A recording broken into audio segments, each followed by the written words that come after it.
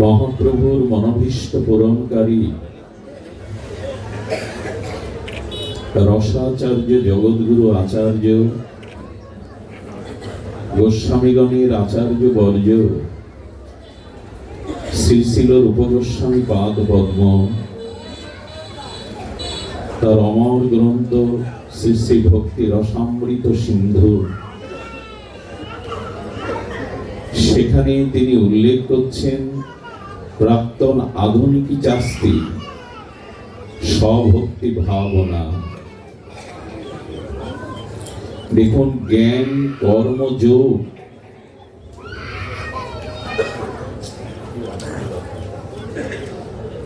জ্ঞান কর্মযোগ এর ফলশ্রুতি প্রাপ্তির পরে সেটি একটি সীমারেখায় সীমাবদ্ধ হয়ে যায়। কিন্তু সর্বমঙ্গলদায়িনী ভগবত ভক্তি এটি পরম শুভদা, পরম মঙ্গল প্রদাতা। এই জন্য সাধন ভক্তি, ভাব ভক্তি, প্রেম ভক্তিতে ভক্তি রসাস্বাদন অবিচ্ছিন্ন তৈলধারার নাই বহমান।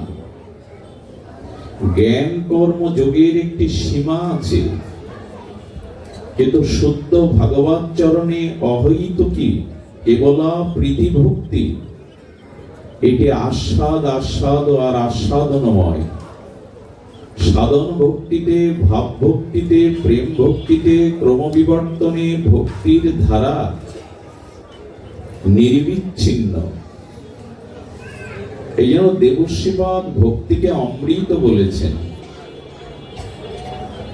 তো সেই শ্রদ্ধা ভক্তি প্রাপ্তির জন্য গোস্বামীপাদ বলছেন প্রাক্তন এবং আধুনিকী সংস্কার চাই।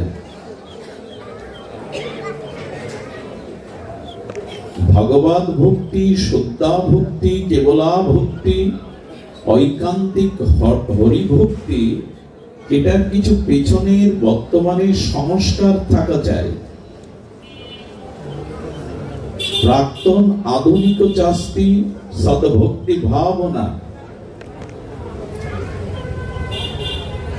যদি কেহ বর্তমান জন্মে অর্থাৎ বর্তমান সময়ে সদ্গুরুর চরণাশ্রয় পূর্বক আর বিধিভক্তি যাজন পূর্বক হরিনাম এবং ভগবত ভক্তির ক্রম অনুশীলন করে, তবু প্রেম হবে না, বিশুদ্ধ ভক্তি হবে না। কারণ প্রাক্তন শুভ সংস্কার ব্যতীত আর প্রাক্তন শুভ সংস্কারের সাথে সাথে বর্তমান সদ্গুরুদেবের এবং ভক্তি অনুশীলনের নিরপরাধে এর ক্রমোন্নতি হলেই কেবল শ্রদ্ধা ভক্তি প্রাপ্ত হওয়া যায়। সংস্কার ছাড়া কোনো কিছুই সম্ভব নয়। এই জন্য হরিকথা আমরা শ্রবণ করতে এসেছি পুণ্যের জন্য নয়। এখানে ধন জন বিত্ত বৈভব পদ প্রতিষ্ঠা প্রাপ্তির জন্য কেউ ভাগবত শুনতে আসবেন না। ভাগবত শ্রবণে ঐহিক বা পারত্রিক কোন ফলকাঙ্ক্ষা নিয়ে এখানে আসলে কিছু পাওয়া যাবে না। ভাগবতে কি পাবো? সংস্কার পাবো।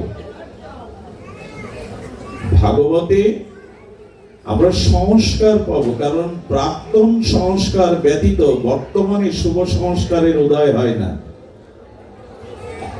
দেখুন, একটু শিশু মায়ের গর্ভ থেকে এই মুহূর্তে ভূমিষ্ঠ হচ্ছে। সেই ভূমিষ্ঠ এই বাচ্চাটাকে নিয়ে যান না, বাচ্চাটাকে সরিয়ে নেন। সেই ভূমিষ্ঠ শিশুটি আর স্নেহবৎসল মায়ের কোলে তার স্তন্য দুগ্ধ টেনে পান করতে হয়, এই শিক্ষাটি তাকে কে দিল? যে এই মুহূর্ত মাতৃগর্ভ হতে ভূমিষ্ঠ হয়েছে, সেই শিশুকে তো আমরা কোনো জাগতিক পরামর্শ বিদ্যা এখনো সে গ্রহণ করার সক্ষম নয়। কিন্তু স্নেহবৎসল মায়ের বুকে দুগ্ধ টান খাওয়ার জন্য এই সংস্কারটা, সে শিক্ষাটা কোথায় পেল?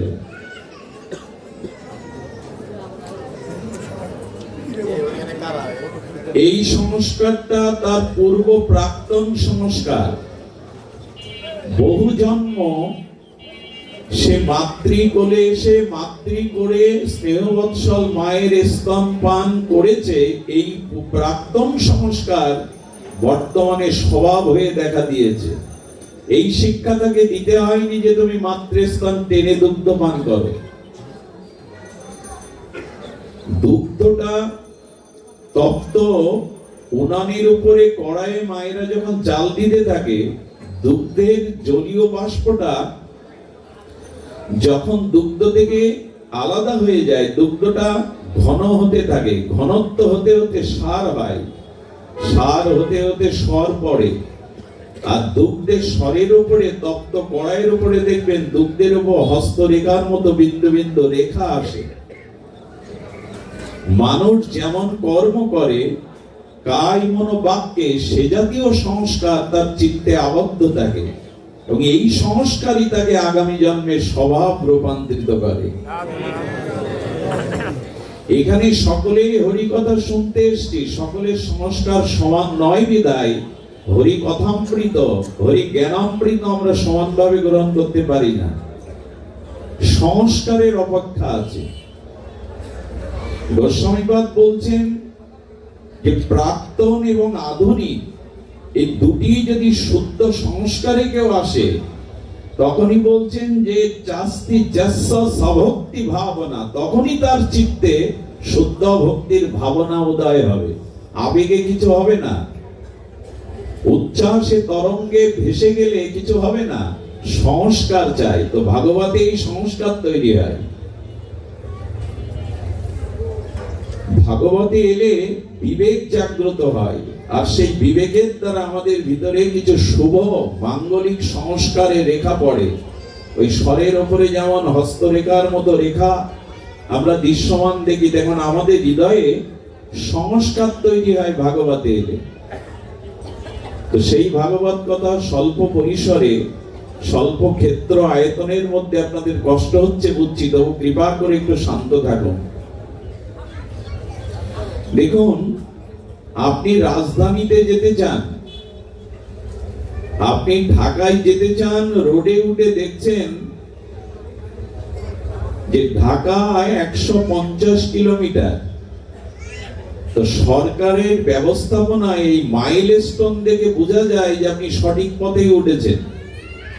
কিন্তু ওখানে যদি লেখা থাকতো চট্টগ্রাম 200 কিলোমিটার, অথচ আপনার লক্ষ্য রাজধানীতে ঢাকাতে যাওয়া, তাহলে বুঝতেন মাইলস্টোনই আপনাকে জানিয়ে দিত আপনি সঠিক পথে ওঠেননি। আপনি রাজধানী ঢাকায় আপনার গন্তব্য, কেন্দ্র, লক্ষ্য, উঠেই দেখলেন সরকারি ব্যবস্থাপনায় মাইলস্টোন লেখা রয়েছে 150 কিলোমিটার ঢাকা। এটা দেখে বোঝা যায় আপনি সঠিক পথেই উঠেছেন। 50 কিলোমিটার অতিক্রম করে যাওয়ার পরে তখন কি মনে হয় যে আমি 50 কিলোমিটার এগিয়ে এসেছি, আর এতটা পথ বাকি আছে।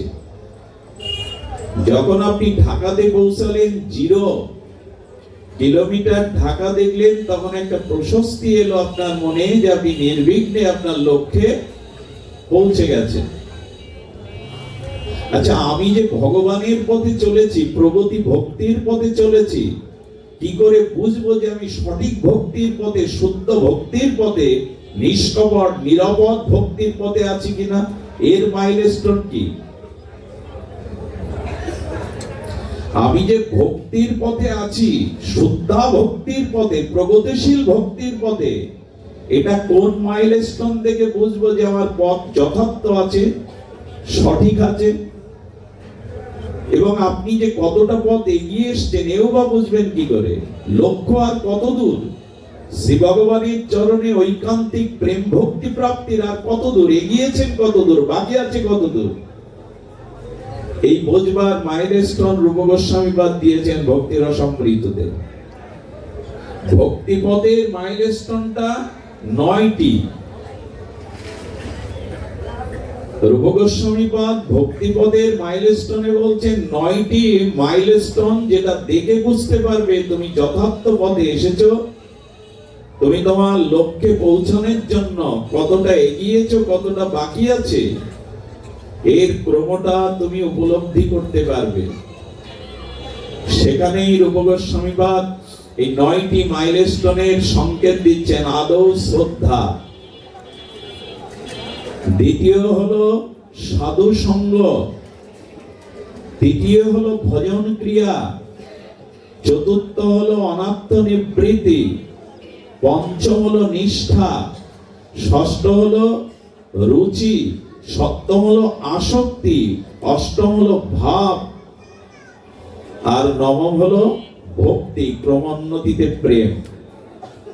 ভক্তি পথে, প্রগতিশীল ভজন পথে 9টি মাইলস্টোন। প্রথম কি বললাম?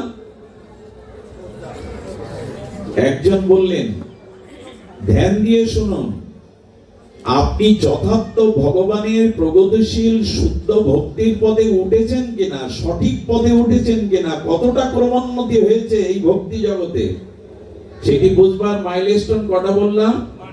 9টি। তার প্রথম হলো আদৌ শ্রদ্ধা। এই শ্রদ্ধাটাই আপনাকে জানিয়ে দেবে আপনি সঠিক ভক্তির পথে, ভজনের পথে, লক্ষ্য পথে উঠেছেন। শ্রদ্ধাবিহীন সমস্ত কর্মই নিষ্ফল। শ্রদ্ধা যদি না থাকে তো আপনার যাগ যজ্ঞ আরাধনা তপস্যা সবকিছুই বিফল। ভগবান তো গীতাতে বলেই দিয়েছেন, শ্রদ্ধাহীন ব্যক্তির যাগ যজ্ঞ পূজা পার্বণ আরাধনা হস্তি স্নানের ন্যায় নিষ্ফল। স্বচ্ছ সরোবরের নির্মল জল হস্তি পড়লে আর স্বচ্ছ থাকে? জলটা প্রথমে ঘুরিয়ে নেয়, স্নান করে আবার তীরে উঠে ধুলা বালিতে গাটা কদমাক্ত করে দেয়। তো এই স্নানের মানে কি? তো তেমনি শ্রদ্ধাহীন ব্যক্তির কাছে এই ভাগবত, এই ভজন, এই পূজা পার্বণ আহ্নিক আরাধনা সব হস্তে স্নানের ন্যায় নিষ্ফল। এই জন্য আদৌ শ্রদ্ধা আপনার প্রথম আপনার মাইলস্টোন। শ্রদ্ধা ভক্তির পথে গোস্বামীপাদ বলছেন শ্রদ্ধা। শ্রদ্ধা কাকে বলে আপনাদের সকলের জানা। শ্রদ্ধা হলো সাধু এবং শাস্ত্র বাক্যে সুদৃঢ় বিশ্বাস বা সুদৃঢ় নিশ্চয়িকা বুদ্ধি, তাকে বলে শ্রদ্ধা। তো ধ্যান দিতে হবে। বলা হলে আমি কথা বলতেই পারি না, এটা আমার একটা দুর্বলতা, অসম্পূর্ণতা, এটা কৃপা করুন। দীর্ঘ 5 ঘন্টার পথ অতিক্রম করে আপনাদের চরণে এসেছি, একটু কৃপা করে পরিবেশ দান করুন। হরিকথা কোলাহলের মধ্যে সম্ভব নয়। এটা অন্য কোন মাঙ্গলিক পূজা পার্বণ যাগযজ্ঞের অনুষ্ঠান নয়। হরিকথাটি এখানে শান্ত সমাহিত হতে হবে এবং প্রথম যেটা বললাম শ্রদ্ধা আনতে হবে। না হলে সবকিছুই বর্ষে ঘৃত আহুতি দেওয়ার মতো। ছায়ে ঘি ঢেলে কি লাভ? এত আয়োজন, এত লোকলোকরণ্য, এত কিছু আয়োজন সব বৃথা হয়ে যাবে, ব্যর্থ হয়ে যাবে যদি শ্রদ্ধা উপচয় না হয়। আপনি সঠিক পথে কোনো জন্মেও আসতে পারবেন না। এই জন্য খুব ধ্যান দিতে হবে গোস্বামীপাদের এই অনুভূতিতে। তিনি বলছেন শ্রদ্ধা মানে সাধু এবং শাস্ত্র বাক্যের প্রতি সুদৃঢ় নিশ্চয়িকা বুদ্ধি বা সুদৃঢ় বিশ্বাসকেই শ্রদ্ধা বলে। এটা এসেছে তো বর্তমানে এই কাল কবলিত সময়ে আর প্রযুক্তির অগ্রগতিতে আমরা বড় যান্ত্রিক হয়ে যাচ্ছি। যন্ত্র দানবের যন্ত্রণায় আমরা এক একজন সব যন্ত্রে রূপান্তরিত হয়েছি। এখানে বিশ্বাস বলে, আস্থা বলে, প্রাণ বলে অবশিষ্ট মানব সভ্যতায় পরপর হারিয়ে যাচ্ছে। সব যন্ত্র, যান্ত্রিকতার মতো। আরেকটি জিনিস এসেছে আমাদের মধ্যে, কুতর্ক। এই কুতর্ক এবং যান্ত্রিকতা এ দিয়ে ভক্তি পথে চলা যাবে না। এখানে বিশ্বাস চাই। এই জন্য তো বর্তমানে অনুষ্ঠান বেড়েছে, যাগযজ্ঞ বেড়েছে, স্রোতের মতো বইছে হরিনাম যজ্ঞ ভাগবত পাঠ, কিন্তু মানবিক গুণাবলী মনুষ্যত্বের উন্মেষ এটি খুব কমই হচ্ছে। তার একটি কারণ, শ্রদ্ধাবিহীন কর্ম তামস কর্মে রূপান্তরিত হয়, যেটি কোনো ফলদানে সমর্থ না হয়ে আরো মানুষকে অধঃপতিত করে। এই জন্য আমাদের উত্তম মধ্যম কনিষ্ঠ শ্রদ্ধার অধিকারীর কথা শাস্ত্রগণ বলেছে। কে উত্তম অধিকারী, কে মধ্যম অধিকারী, কে কনিষ্ঠ অধিকারী? শাস্ত্রী বাক্যে যার সুদৃঢ় বিশ্বাস, ইনি হলেন উত্তম অধিকারীর মধ্যে গণ্য। তো শাস্ত্র বাক্যে, সাধু বাক্যে যদি আপনার বিশ্বাস না আসে, আপনি ভজন পথে এখনো এক পাও বাড়াননি। ভগবত প্রাপ্তি, প্রাণ প্রাপ্তি তো দূরে থাক, আপনি সঠিক পথেই আসেননি। দেখুন, শাস্ত্র বাক্যে যদি শ্রদ্ধা না হয়, তার বিষম পরিণতি একবার শুনুন। খুব ধ্যান দিতে অনুরোধ করছি।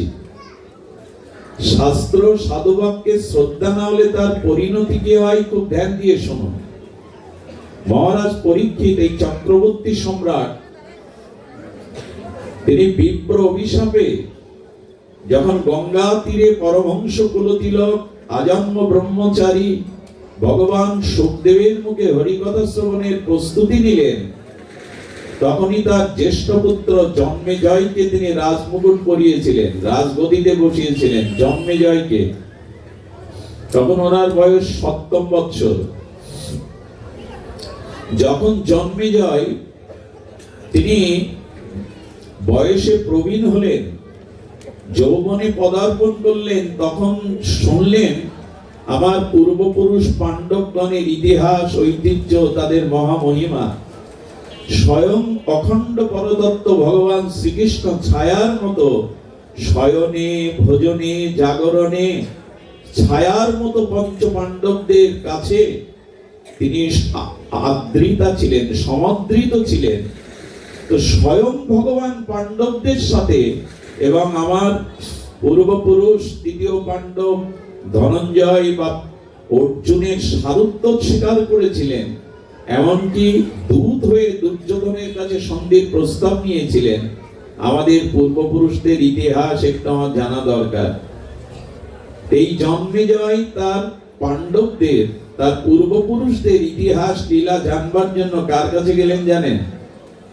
যিনি কৃষ্ণ দ্বৈপায়ন বেদব্যাস, ভগবানের জ্ঞান মূর্তি, জ্ঞান আবেশ অবতার। কারণ উনি বেদ বিভাজন করেছেন, উনি সমগ্র উপনিষদের রচয়িতা, উনি পঞ্চম বেদ মহাভারত বিশ্বপর্বের অন্তর্গত শ্রীমদ্ ভগবত গীতা, পরিশেষে সর্ববেদান্ত সার মহাপুরাণ ভাগবত রচনা করলেন।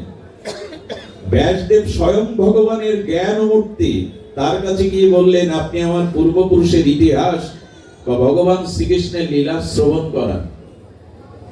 উনি বলতে বলতে যখন কুরুক্ষেত্রের সমরাঙ্গনের এই লীলা প্রকট করছেন, বলছেন ব্যাসদেব, তখনই জন্মেজয়ের মনে শাস্ত্র বাণীতে, মহাজনের বাণীতে সন্দেহ দেখা দিল। কি সন্দেহ জানেন? ভগবান শ্রীকৃষ্ণ চাইলে কুরুক্ষেত্র যুদ্ধ বন্ধ করতে পারতেন, উনি করেননি। আচ্ছা, এই কথাতে জন্মেজয়ের বিশ্বাস এলো না। করতম অকর্তম অন্নদা করতম সর্বদা করতম, ভগবানের পক্ষে সব সম্ভব।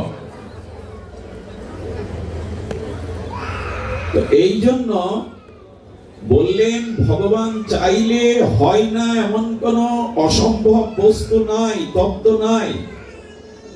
ব্যাসদেব তাকে বললেন ভগবান প্রকট থাকলেও তার ইচ্ছাই বা ইচ্ছার বাইরেও তিনি লীলাময় অনেক কিছু লীলা করেন, এটা মেনে নাও। বললে আমার বিশ্বাস হয় না, ভগবান চাইছেন অথচ সে জিনিস তিনি আটকাতে পারতেন না, রদ করতে পারতেন না, আমার বিশ্বাস হয় না। শাস্ত্র বাক্যে, সাধু বাক্যে অবিশ্বাস এসে গেল। ব্যাসদেব তখন কি বললেন জানেন? ব্যাসদেব বললেন আমি তোমার আগামী 5 বছরের একটি ঘটনা উল্লেখ করছি, দেখো আটকাতে পারো কিনা। 5 বছর পর তোমার ঘোড়ায় চড়ার শখ জাগবে, মৃগয়া করবার। কিন্তু আমি অনুরোধ করছি 5 বছর পর তুমি ঘোড়ায় উঠবে না, কিন্তু আমি জানি তুমি উঠবে। যদি ঘোড়ায় সওয়ার করে মৃগয়া করতে যেতে হয় তবে সাদা ঘোড়ায় উঠবে না, শ্বেত ঘোড়ায় উঠবে না, কিন্তু আমি জানি তুমি উঠবে। ব্যাসদেব বলছেন 5 বছর পরে ভবিষ্যৎ। আমরা না চাইলেই জগতে অনেক কিছু হয়। বললেন সাদা ঘোড়ায় যদি ওঠো তবে উত্তর দিকে যাবে না, কিন্তু আমি জানি তুমি উত্তর দিকে যাবে। যদি উত্তর দিকে যেতে যেতে জলতৃষ্ণা লাগে তখন শীতল কোন স্বচ্ছ সরোবরের পাশে তুমি বসবে না, কিন্তু আমি জানি তুমি বসবে। যদি শীতল সরোবরের পাশে বসো তবে সরোবরের অনতি দূরে নিকটে একটি সুন্দরী রমণী যুবতী রত্ন থাকবে, তুমি তার প্রতি আসক্ত হবে না, কিন্তু আমি জানি তুমি আসক্ত হবে। যদি আসক্ত হও তবু তাকে বিবাহ করবে না, কিন্তু আমি জানি তুমি বিবাহ করবে। যদি বিবাহ করতে হয় তবু তার কথা অনুযায়ী তুমি কোনো ব্রাহ্মণকে হত্যা করবে না, কিন্তু আমি জানি তুমি হত্যা করবে। যদি ব্রাহ্মণ হত্যা করো তবে কুষ্ঠের দ্বারা তোমার পতন বা মৃত্যু হবে, দেখো আটকাতে পারো কিনা। তো ধ্যান দিয়ে শোনো, 5 বছর পূর্তে 1 সপ্তাহ বাকি, 3 দিন বাকি। বাড়িতে গিয়ে প্রতিজ্ঞা করেছেন 5 বছরে কোনো ঘোড়ায় উঠবো না। কি করবে আমার? 5 বছরের 2-3 দিন বাকি থাকতে হঠাৎ মনের ভিতরে ওনার স্ফূর্তি এলো, একটা বারবার তাগিদ এলো, আমি একটু ঘোড়ায় চড়ি না, 3 দিন তো বাকি আছে। মানুষ না চাইলে মাঝে মাঝে তার ভেতরের কোন সুপ্ত ইচ্ছা জাগ্রত হয়, সে নিজেকে আটকাতে পারে না। যে সংস্কার বলছিলাম না, যেটা ভবিতব্য হওয়ার এটা হয়। তোনার মনে হলো ঘোড়ায় চড়তে নিষেধ করেছেন, কিন্তু মন চাইছে ঘোড়ায় চড়তে। উনি তো বলেছিলেন সাদা ঘোড়ায় না উঠতে, আমি লাল ঘোড়ায় উঠবো, কালো ঘোড়ায় উঠবো। ঘোড়া সালের দায়িত্বে যিনি তাকে বললেন একটা লাল ঘোড়া বা কালো ঘোড়া এনো, খবরদার সাদা ঘোড়া যেন এনো না। তো ঘোড়া এনেছে শ্বেতশুভ্র সাদা ঘোড়া। বলে বললাম না সাদা ঘোড়ায় উঠবো না। বলেন আপনার ওখানে লাল বা কালো ঘোড়াগুলো জড়ো জড়ো জোরে গেছে, তারা পা ফেলতে পারছে না, সাদা ঘোড়াটাই সুস্থ আছে। উনি ভাবলেন সাদা ঘোড়ায় উঠা যায়, কিন্তু উনি উত্তর দিকে যেতে নিষেধ করেছিলেন। আমি অন্য দিকে যাব, দক্ষিণ দিকে।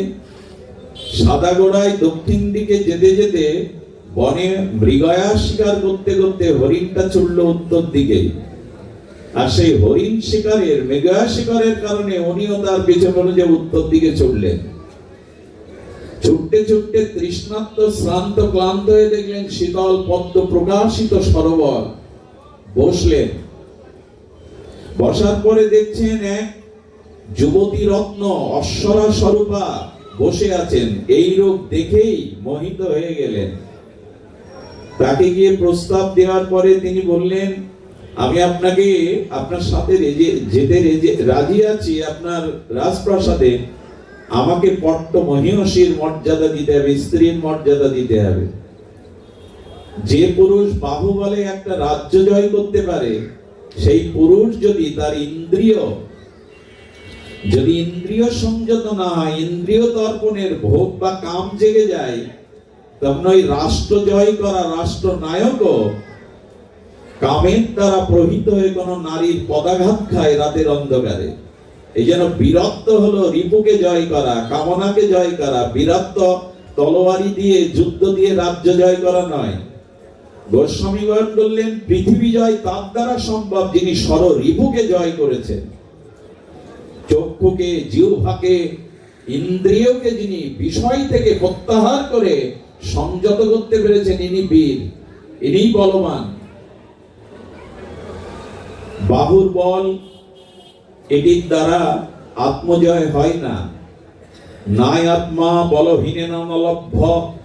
ঋষিরা বললেন বলহীন ব্যক্তির পক্ষে আত্মজ্ঞান অর্জন করা সম্ভব নয়। তাহলে অর্থটা কি দাঁড়ালো? বলবান ব্যক্তির পক্ষে সম্ভব। হাতি ঘোড়ার গায়ে কি কম বল? বাঘে তারা তো আত্মদর্শন পায় না বলে ওই বল না। রিপু সংযত পূর্বক বিবেক এবং চেতনা যার মধ্যে জেগে গেছে, তার ভিতরে ত্যাগ এবং সংযমের শক্তি আসে। যেমন একজন সতী নারী যে নিজ পতি ছাড়া স্বপ্নেও পরপুরুষের কল্পনা করে না, এই সতী নারীর একটি বাক্যের মধ্যে প্রবল একটি তেজ এবং শক্তি ক্রিয়া করে। অসুররা পর্যন্ত তার সামনে দমিত হতে বাধ্য হয়, নমন হতে বাধ্য হয়। এটা সতীত্বের তেজ। তেমনি সাধনা করলে, ইন্দ্র সংযম করলে তার ভিতরে একটা ওই যে তেজ, ক্ষমা, ধৃতি, আদ্রোধনাতিমানিতা, গোবিন্দ বললেন যারা ভজন করে তাদের ভিতরে প্রথমে আসে ভজনের তেজ। তো এই জন্য সংযমী না হলে তার দ্বারা আত্মজয় সম্ভব নয়। প্রকৃত বল হলো সংযম, ত্যাগ এবং বৈরাগ্যে। উনি নারীর মোহপ্রহলিকায় রূপ যৌবনে মোহিত হয়ে কামাদোদ্দীপ্ত হয়ে বললেন, আজই তোমাকে বিয়ে করব। ঘরে ওঠার আগে রাজ পুরোহিত নাই, পুরোহিতের যে যুবক পুত্র সেও যথাযথ পৌরোহিত্য কর্মে অধ্যয়ন অধ্যাপনায় এখনো পারঙ্গম হতে পারেননি। তবে ওই নারীর মোহে বলল, আজই বিয়ে করে তবে ঘরে তুলতে হবে। তো সেই রাজপুরোহিতের যুবক পুত্র এসে বিয়ে পড়ালো কোন রকমে। বিয়ের পরে যখন দুইজন প্রণাম করতে গেছে পুরোহিতকে, তখন নারীর কাপড়টা, বুকের কাপড়টা বাতাসে উড়ে গেছে। আর এই যুবক যথার্থ সংযমী নন, উনি নারীর দিকে কুদৃষ্টিয়ে তাকিয়ে হাসলেন কামোদ্দীপ্ত হয়ে। তখন ওই সুন্দরী রমণী আগেই তো মোহিত হয়ে গেছে জন্মে যায়, বললেন, যার স্ত্রীর সৌন্দর্য থেকে তোমার সামনে, তুমি রাজা চক্রবর্তী সম্রাট, তোমার সামনে তার উদ্দীপ্ত যৌবন দেখে লালায়িত হয়, উপহাস করে, তার মাথা এখনো তুমি রেখেছো। এই কামিনীর উদ্দীপ্ত কথায় তলোয়ার বের করে তার মাথা ছেদন করলো। 3 দিনের মধ্যে গলিত কোষ্ঠ দেখা দিল। শাস্ত্র বাণীতে, মহাজন বাণীতে, গুরু বাণীতে বিশ্বাস না হলে তার পরিণতি এই হয়, দেখাচ্ছেন আচার্যরা। আজ পৃথিবীতে এই দুর্দশা কেন? কি সংসারে, কি ব্যক্তিতে, কি সমাজে, কি রাষ্ট্রে, বিশ্বে আজ প্রকৃত অর্থে আমরা শাস্ত্র এবং মহাজন কথা যথাযথ পালন করি না। শুনতে হয়, অনুষ্ঠান করতে হয়, ওই হুল্লোড় একটা হলো এই পর্যন্ত। এই জন্য শাস্ত্র বাণীতে, গুরু বাণীতে যার বিশ্বাস অটুট হয়নি, তার দ্বারা এ পথে চলা সম্ভব নয়। নির্বিচারে গুরু বাক্য পালন করাই হলো ভগবত ক্রমোন্নতির একমাত্র উপায়। কথাটি বলেছেন স্বামী বিবেকানন্দ। নির্বিচারে গুরু বাক্য পালন। ওইখানে নিজের মেধা, নিজের বুদ্ধি, নিজের যুক্তি খাটাতে যেও না। যদি তিনি সদ্গুরু হন, তত্ত্বজ্ঞ গুরু হন, তার আদেশই তোমার জীবনের শেষ উপদেশ। গুরু বাক্যং সদা সত্যং, এ মন্ত্র তো প্রতিদিন আমরা গুরু প্রণাম মন্ত্রে বলি। গুরু বাক্যং সদা সত্যং। কোথায় গুরু বাক্য, কোথায় আচার্যদের বাক্য আজ আমাদের জীবনে প্রতিফলিত হচ্ছে? কিছু মনে করবেন না, দীনকৃষ্ণ ঠাকুরের মতো কিছু মানুষের উদয়ে আজ মহাভারত, গীতা, ভাগবত, শ্রীকৃষ্ণ কেবল তত্ত্বকে আজ এক শ্রেণীর মানুষ বিতর্কের মধ্যে জন্ম দিয়ে যার যেটুকু বিশ্বাস ছিল সেটুকুও নষ্ট করার পথে। কারণ এটা কাল কবলিত কলি, এটা যান্ত্রিক সভ্যতা। এখানে মানুষের বিশ্বাস, অটুট বিশ্বাস ধরে রাখা সম্ভব না। এই জন্য বললেন, আগে শ্রদ্ধা আনো। শ্রদ্ধাবান লবিত জ্ঞানাম তৎপরে সংযতেন্দ্রিয়। আগে শ্রদ্ধা তো আনো, বিশ্বাস তো আনো। শাস্ত্র কারো খাতিরে তৈরি হয়নি। যুগ যুগান্তর তপস্যা সাধনার দ্বারা, সেই অপরোক্ষ জ্ঞানের দ্বারা, অপরোক্ষ অনুভূতির দ্বারা নিরপেক্ষ রবাস্মৃতি এই শাস্ত্র। শাস্ত্রের একটি বাণীও মিথ্যা নয়, যথাযথ শাস্ত্র। এই জন্য কুষ্ঠ দেখা দিল। ওই কুষ্ঠে যখন মৃতপ্রায় ভূমস্য, তখন মনে পড়লো ব্যাসদেবের কথা। না, সব আমাদের ইচ্ছাতে হয় না।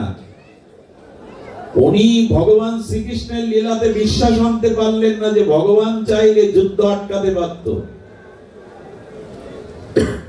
আবার চলে গিয়ে বললেন, বাঁচবার কোন উপায় আছে? হে ব্যাসদেব, কৃপা করুন। বললেন, উপায় একটা আছে। তুমি অমুক মুনির কাছে চলে যাও। এই মুনির কাছে ভগবানের লীলা শ্রবণ করবে, তবে আবার যদি অবিশ্বাস আছে তাহলে কিন্তু যে লীলাতে অবিশ্বাস আসবে সেই কুষ্ঠতেই তোমার মৃত্যু হবে। যদি লীলাতে বিশ্বাস আছে এক একটা কুষ্ঠ নিরাময় হয়ে যাবে। মনিবরের কাছে পাঠালেন, কারণ আগে অশ্রদ্ধা এসছে, এই জন্য এখন আর জ্ঞান দিতে যাচ্ছেন না। বক্তার প্রতি শ্রোতার যদি আন্তরিক শ্রদ্ধা না থাকে তবে সেই বক্তার বক্তব্য শুনেও ভাগবত শুনে আপনার কোনো হিত হবে না। এই জন্য স্বজাতীয় সঙ্গ করতে বলা হয়েছে প্রাথমিক স্তরে। ভজনের প্রথম স্তরে বিজাতীয় সঙ্গ করতে নিষেধ করা হয়েছে, কারণ স্বজাতীয় সঙ্গতে শ্রদ্ধা আসে, বিশ্বাস আসে। আমার যন্ত্র, আমি যে পদের প্রতীক, বক্তাও সেই ভজন পদের প্রতীক। তাতে একটা স্বজাতীয় ভাব। একটা গরুর পালের মধ্যে আর একটা গাভী প্রবেশ করলে শোকাশুকি করে, গা চাটাচাটি করে, অন্য প্রাণী প্রবেশ করলে ওরা বের করে দেবে। প্রথম অবস্থায় যেমন যিনি রাধা মাধবের উপাসনা করেন, আপনি প্রথম দীক্ষা নিয়েছেন, প্রথম এই পদে এসেছেন, আপনার উচিত ওই গৌড়ীয় বৈষ্ণব যুগল উপাসকের কাছেই হরিকথা শোনা। যদি অন্য মত পথের কথা শুনতে যান তখন আপনার ইষ্টের প্রতি অবিশ্বাস আসবে, একটা দ্বন্দ্ব আসবে, সংঘাত আসবে মনের ভিতরে। এই জন্য প্রাথমিক অবস্থায় একটা গাছ চারা অবস্থায় থাকলে তাকে রক্ষণের জন্য বেড়া দিতে হয়, আবরণ দিতে হয়। কিন্তু গাছটা যখন বড় শক্ত সার গুড়ি হয়ে যায় তখন হাতি বেঁধে রাখা যায়, ক্ষতি হয় না। সাধনার প্রথম অবস্থায় স্বজাতীয় সঙ্গ করতে হয়। পরে যখন আপনি জ্ঞান লাভ করলেন তখন আপনি সবার সঙ্গ করতে পারবেন, তখন আপনার চিত্ত ওভাবে সন্ধিহান হবে না। প্রথম অবস্থায় স্বজাতীয় সঙ্গ করতে হবে, এগুলো আমরা ভুলে যাই। দেখুন, এক সম্প্রদায়ের আলোচনা শুনতে গেছেন একজন, আমাকে বললেন, দাদাজি মহারাজ আজ লাঠি নিয়ে মারামারি করতে উঠেছিলাম সঙ্গে গিয়ে। কেন?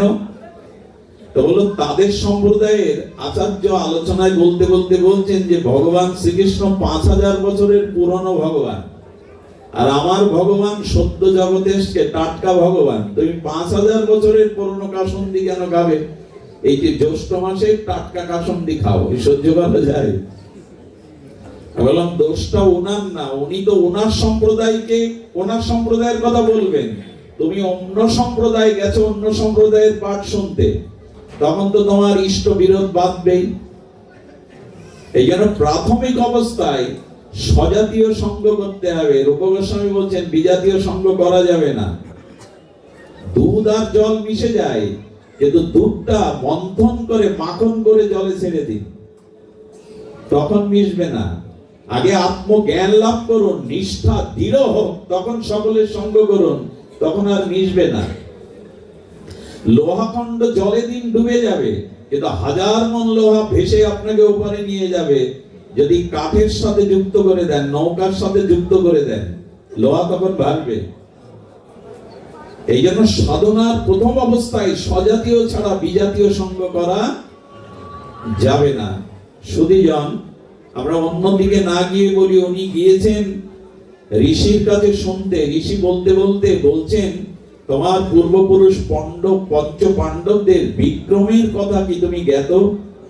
ভীমের কথা যেমন বলছেন যে ভীমের গায়ে ভগবত প্রদত্ত, ভগবত আশীর্বাদে এমন বল ছিল, একটা মস্ত হস্তিকে ভীম যদি হাত দিয়ে ঘুরিয়ে ছেড়ে দিত, স্যাটেলাইটের মতো আকাশে ঘুরতো সে।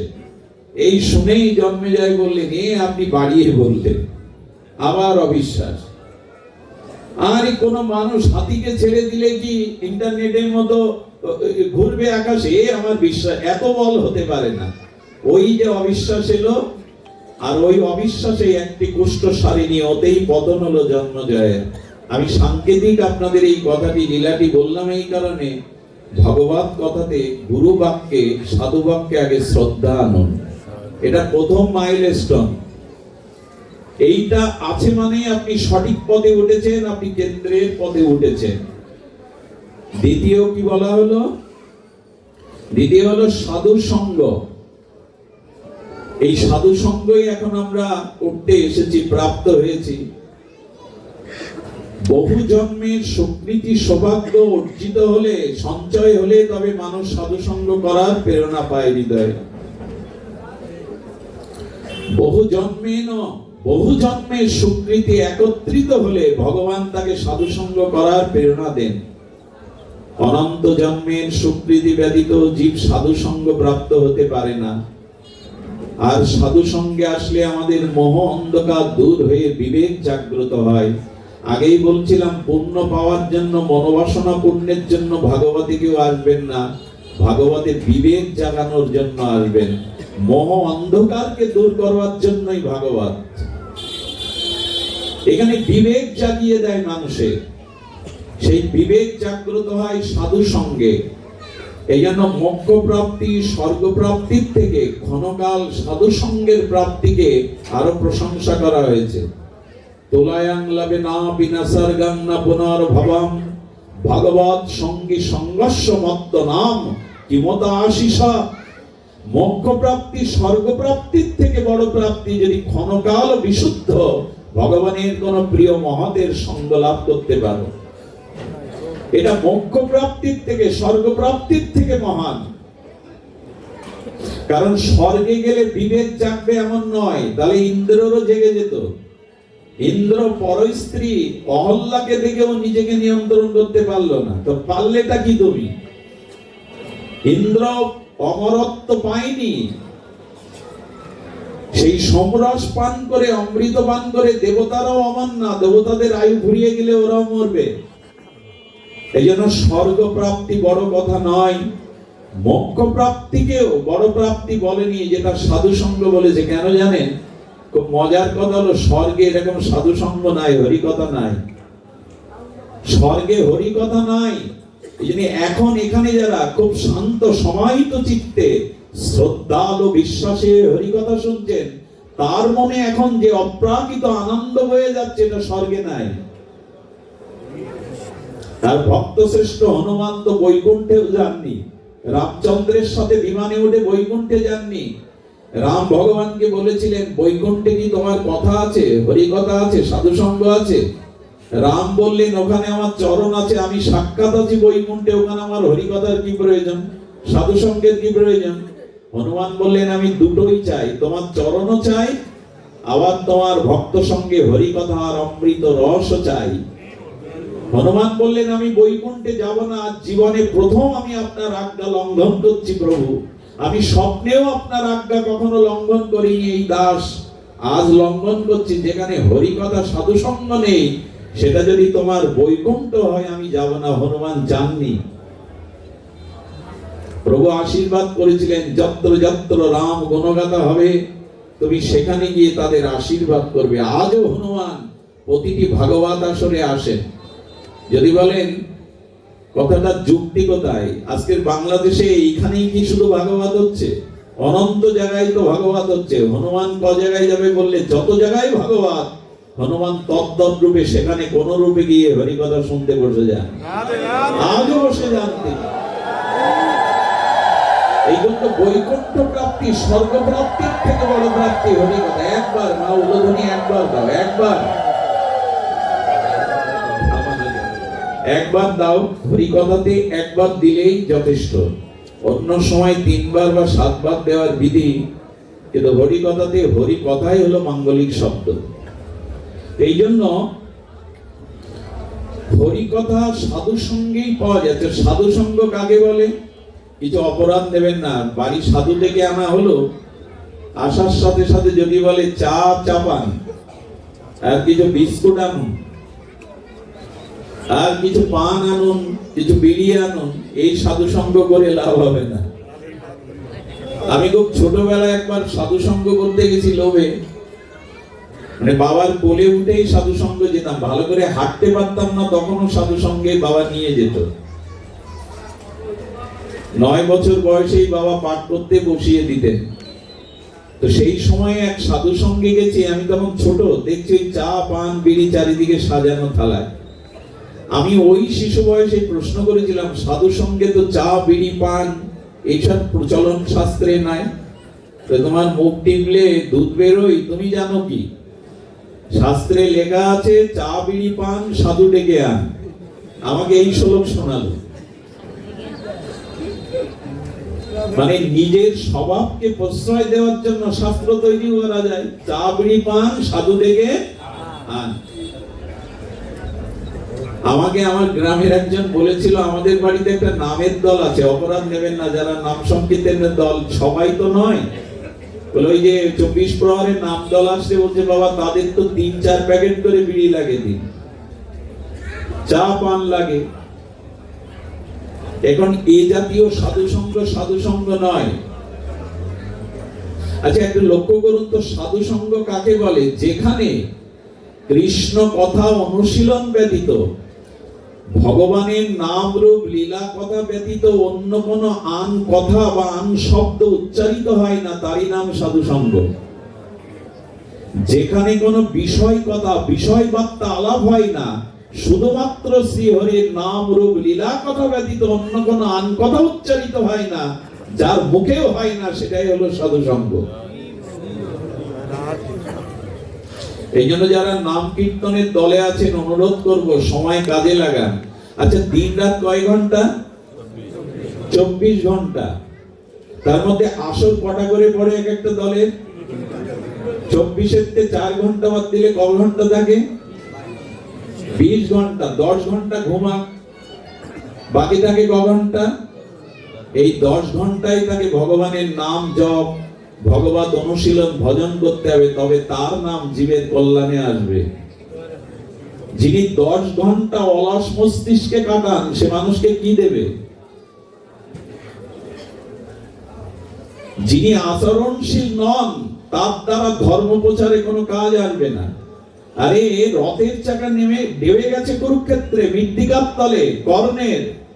কর্ণ অর্জুনকে বলছেন, অর্জুন আমি রথের চাকা তুলে নি, তবে তুমি বাণ বরিশন করবে। নিরস্ত্র কারো গায়ে বাণ বরিশন করা যোদ্ধার ধর্ম, ক্ষত্রিয়ের ধর্ম নয়। উনি রথের চাকা তুলতে গেছেন, গান্ডীব ত্যাগ করেছেন, তৃতীয় পাণ্ডব। শ্রীকৃষ্ণ হুঙ্কার দিলেন, এই মুহূর্তে বধ করো কর্ণকে। অর্জুন, কর্ণ এসে বলছে, বাহ, তোমাকে লোক ভগবান বলে, পুরুষোত্তম বলে, নিরস্ত্রকে অস্ত্র দিয়ে মারতে বলছে, এই তুমি তোমার ভগবানত্ব। শ্রীকৃষ্ণ অহংকার দিয়ে উঠলেন, কর্ণ ধর্ম যে পালন করে না, ধর্মের দোহাই বা আদেশ দেওয়ার অধিকার তার নেই। কোথায় ছিল তোমার এই ধর্মজ্ঞান? যেদিন চক্রমুখে নিরস্ত্র অভিমন্যুকে তোমরা ছুরি মেরেছিলে, এই জ্ঞান তোমার কোথায় ছিল যে নিরস্ত্রকে অস্ত্র মারতে নেই? যে ধর্ম পালন করে না, তার ধর্মের উপদেশ দেওয়ার কোনো অধিকারই নেই। রিভলভার দিয়ে গুলি করলে আপনার হৃৎপিণ্ড ভেদ হয়ে যাবে, আপনি মাটিতে পড়ে যাবেন।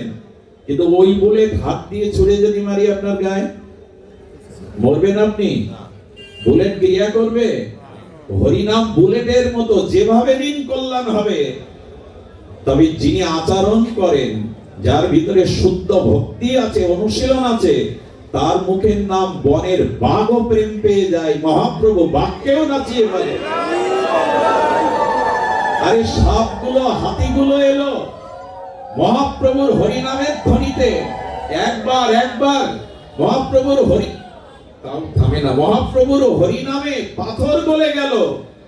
হিংস্র বাঘ সাতটা এসে নৃত্য করতে লাগলো, ব্যগ্র হরিণ অনন্যে চুম্বন করতে লাগলো। এই দৃশ্য 550 বছর আগের সত্যযুগের ঘটনা নয়, মহাপ্রভুর হরিনাম প্রেম দানের অনবদ্য লীলা। যদি সেই দৃশ্য দেখতে চান, চলে যান ঝাড়খণ্ড জঙ্গলের বিলুপি গ্রামে। এখনো মহাপ্রভু দীর্ঘ চরণ পাথরের উপভোগে আছে।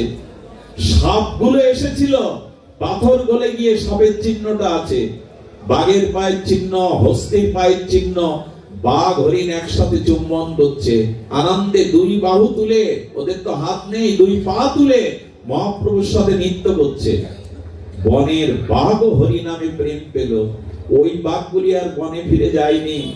ওদের আর হিংস্রতা, হিংসাবৃত্তি ছিল না। ওরা মহাপ্রভু যে পথ দিয়ে ব্রজে চলে গিয়েছিল, মহাপ্রভু ওদের ওইখানে আশীর্বাদ করে চলে গিয়েছিলেন। মহাপ্রভুর বিদায়ের পথে তাকাতে তাকাতে চোখের জল ঝরতে ঝরতে 1 মাস পর ওদের জৈব কোষ ছেড়ে আত্মা ভগবত ধামে প্রবেশ করেছিল। বাঘের হচ্ছে, আমাদের হচ্ছে না কেন? তার কারণ যিনি নাম করছেন তার আচরণশীল হওয়া দরকার। দৈন্য দয়া অন্যে মান প্রতিষ্ঠা বর্জন, চারিগুণ গুণী হইয়া করহ কীর্তন। কীর্তন যদি করতে হয় তোমাকে এই গুণগুলো অর্জন করে করতে হবে। দৈন্য দয়া অন্যে মান প্রতিষ্ঠা বর্জন, চারিগুণ গুণী হইয়া করহ কীর্তন। নিরপরাধে লইলে নাম প্রেম উপচাই। যদি অপরাধ না থাকে তবে এক কৃষ্ণ নামেই প্রেম এসে যাবে, বৈকুণ্ঠের রথ এসে যাবে তোমার জন্য। যদি এই নাম যদি বহুবার করো, কোটি জন্ম করো, কৃষ্ণ প্রেম পাবে না যদি অপরাধ থাকে। এই জন্য অপরাধ শূন্য নাম, অপরাধ শূন্য হরিকথার প্রয়োজন। এই জন্য সাধু সঙ্গ আবার এখানে একটু বিবেচনাও করতে হবে, কোনটা সাধু সঙ্গ প্রকৃত। যেখানে হরিকথা ব্যতীত, যেখানে শ্রীহরির নাম রূপ লীলা ব্যতীত অন্য কথা হবে না। হ্যাঁ, দৃষ্টান্ত আসতে পারে, উদাহরণ আসতে পারে, ওটাকে পরিপূরণের জন্য। আর কি বলেছেন? যিনি বক্তা হবেন তাকে চারটি গুণের অধিকারী হতে হবে, চারটি দোষ শূন্য হতে হবে। ভ্রম, লিপ্সা, কারণপাটক, এইগুলি মুক্ত হতে হবে। অর্থের লোভে যিনি এই ব্যাসাসনে বসেন তার মুখের হরিকথা ক্রিয়া করবে না। চুক্তিবদ্ধ করে অর্থের লোভে যিনি এই ব্যাসপীঠে বসেন তার হরিকথাতে ক্রিয়া করবে না। একজন বৈষ্ণবকে, একজন পাঠককে আপনি কোটি টাকা দিন, দানের সহিত দিতে হবে, তাতে আপত্তি নেই। পৃথিবী দান করুন, তাতে আপত্তি নেই, কিন্তু যখন এগ্রিমেন্ট করে নিতে হবে, এত টাকা না হলে আমি যাব না, তিনি অধিকারী নন, তিনি এই ব্যাসপীঠে বসার অধিকারী নন। যদি বলেন তা চলবে কি করে? গোবিন্দ গীতাতে বলেছেন, অনন্য চিন্তন্তমাং যে জনা পর্যপাসতে তেষাং নিত্যাভিযুক্তানাম জগৎ সেবং বহম মহম। আমার অনন্যগত শরণ ভক্তের, তাদের জগৎক্ষেম আমি মাথায় করে বহন করি।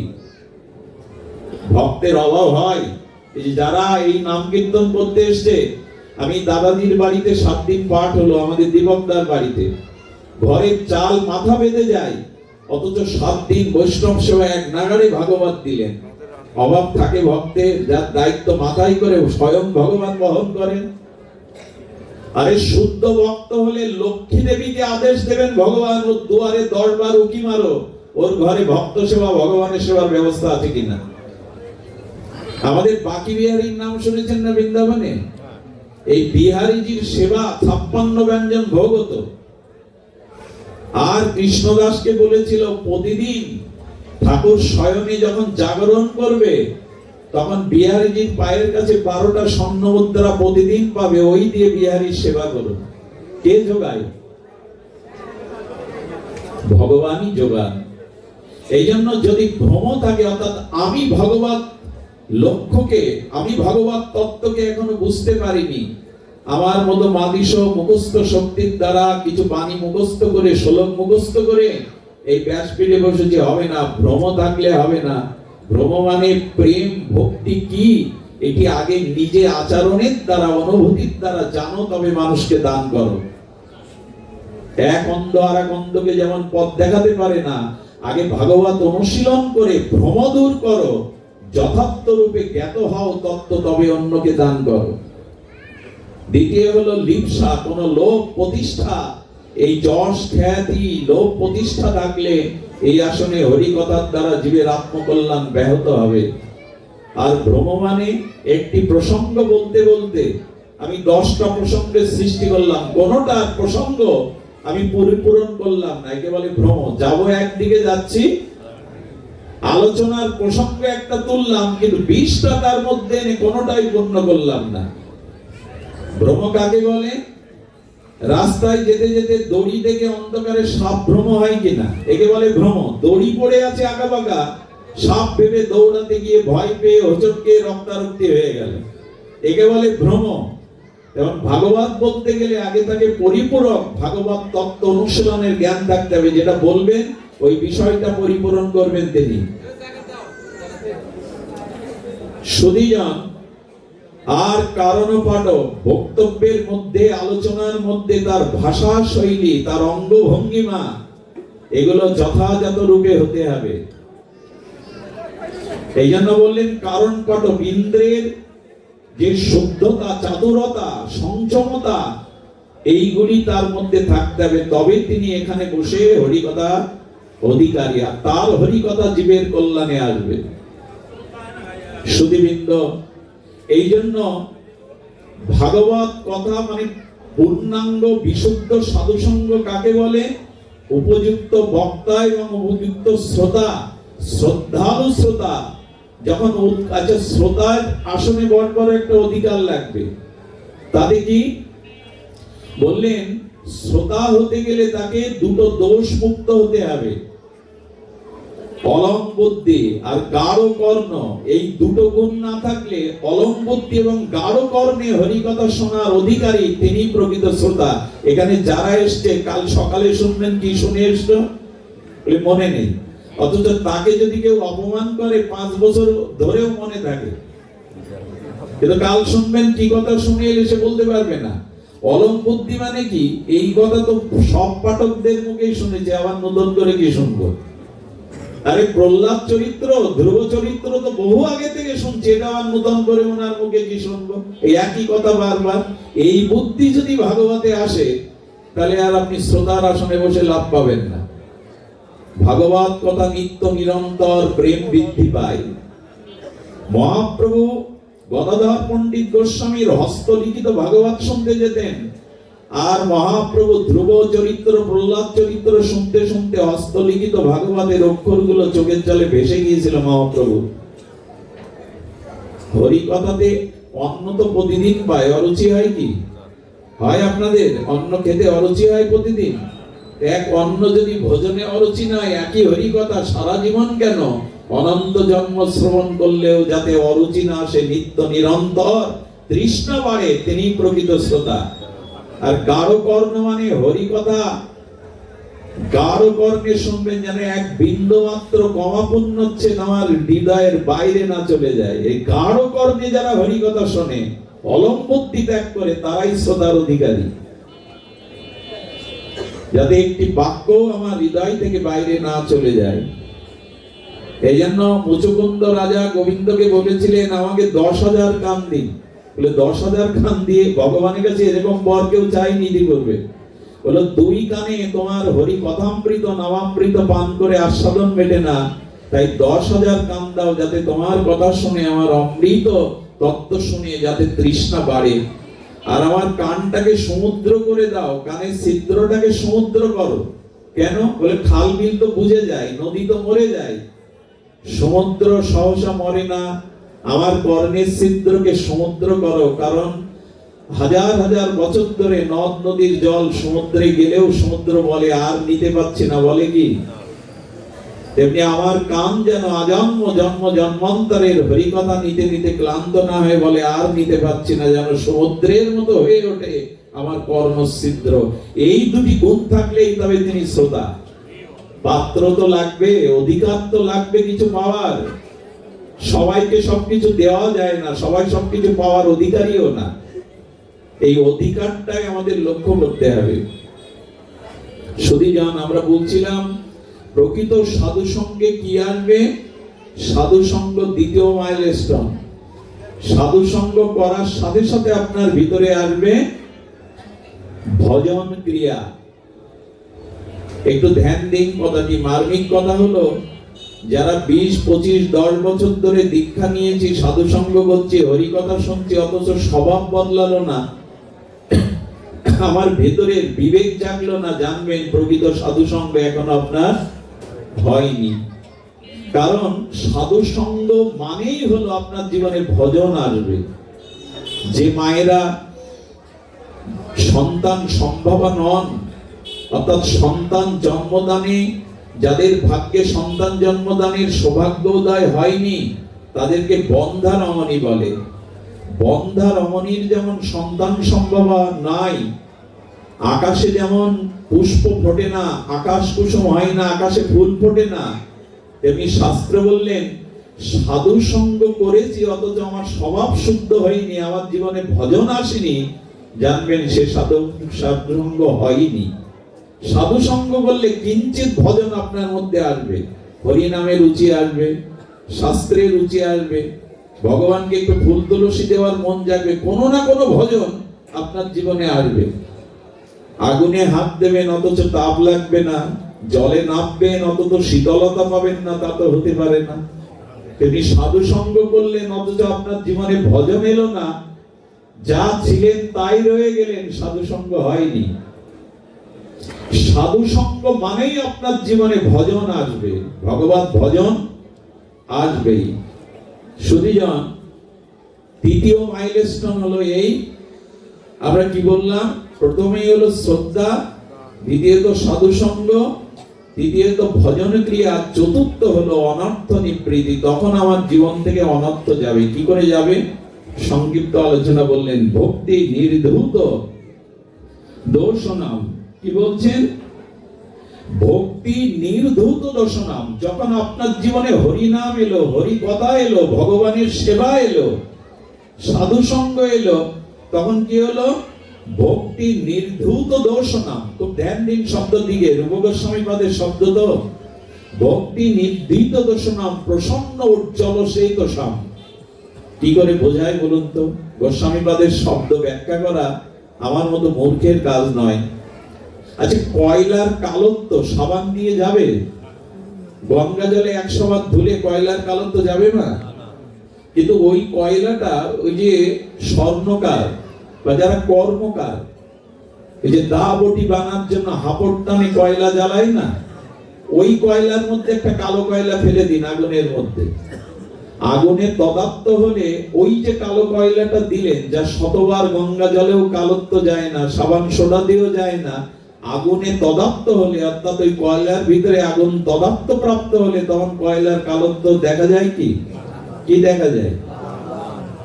সোনা গলালে যেমন তপ্ত কাঞ্চন বর্ণ হয়, উজ্জ্বল বর্ণ হয়। যদি প্রশ্ন করেন ওর কালত্বটা গেল কোথায়, ও উত্তর আমি আপনাদের দিতে পারবো না। কিন্তু আগুনের এমন মহিমা আছে, ওর মধ্যে কয়লাটা তদাপ্ত প্রাপ্ত করলে ওর মধ্যে আর কালো থাকবে না। তেমনি আপনি যখনই সাধু সঙ্গ করলেন, তখন আপনার ভিতরে ভজন এলো, আর যেই ভজন এলো, সেই অনাদিকালের কুসংস্কার, অনাদিকালের কামনা বাসনা, ওই কালত্বগুলো ঘুচে গিয়ে আপনার ভিতরে শুদ্ধতা দেখা দিল, শুদ্ধতা দেখা দিল, চিত্ত প্রসন্ন হয়ে গেল তখন আপনার। আরে আগুনে কয়লা দিলেই কালত্ব ঘুচে যায়, আর হরিনাম হরি কথা তিলকমালা ভজন করছি অথচ আমার হৃদয় শুদ্ধ হচ্ছে না, হৃদয় প্রসন্ন হচ্ছে না, জানবেন সেটা আদৌ ভজন নয়। সুধীবৃন্দ, এই দেখুন, এখানে তো আমরা নারী পুরুষ একসাথে এই পরিমণ্ডলে বসেছি, কিন্তু এখন কারো মনের মধ্যে কোনো বিকার নাই, কোন নারী পুরুষের মনে এখানে অন্তত বিকার এখন জাগবে না। একটাই কারণ, ভগবত কথা যেখানে উচ্চারিত হয়, আপনাদের মতো প্রাজ্ঞ সাধুজন, অনুভবীজন যেখানে বসেন, তাদের হৃদয়ের ভজন অনুভূতি কণাগুলো এই বাতাসে ছড়িয়ে যায়, ওখানে মানুষ বিকার চিন্তা করতে ভুলে যায়। এই জন্য ভজন করলে আপনার চিত্তে কয়লাটা যেমন কালত্ব ঘুচে গেল, এই জন্য ভক্তি নির্ধূত দর্শনাম। ভক্তি মানে ভজন, ভজনই ভক্তি। কাঁচা আম আর পাকা আম, কাঁচা আমটাই তো পেকে যায়, তবে স্বাদ আলাদা। তেমনি আপনি যে হরি কথা শুনছেন, এটাই শ্রেষ্ঠ ভজন। আপনি যে হরি নাম জপ কীর্তন করছেন, এটাই ভজন অঙ্গের শ্রেষ্ঠ ভজন। এই শ্রবণ কীর্তন ভজন যেই আপনার জীবনে এলো, ভক্তি নির্ধূত দর্শনাম প্রসন্ন উজ্জ্বল চেতসাম, আপনার ভিতর থেকে চিত্ত প্রসন্ন হলো, আপনার হৃদয় দ্রবীভূত হলো, আপনার হৃদয়ে কাম কামনা কীট পতঙ্গ কাম ক্রোধ যেগুলি ছিল, সেগুলি কি হলো? উজ্জ্বল হয়ে উঠলো, শুদ্ধ হয়ে উঠলো। এটা যদি না হয় তাহলে জানবেন ভজন আসেনি।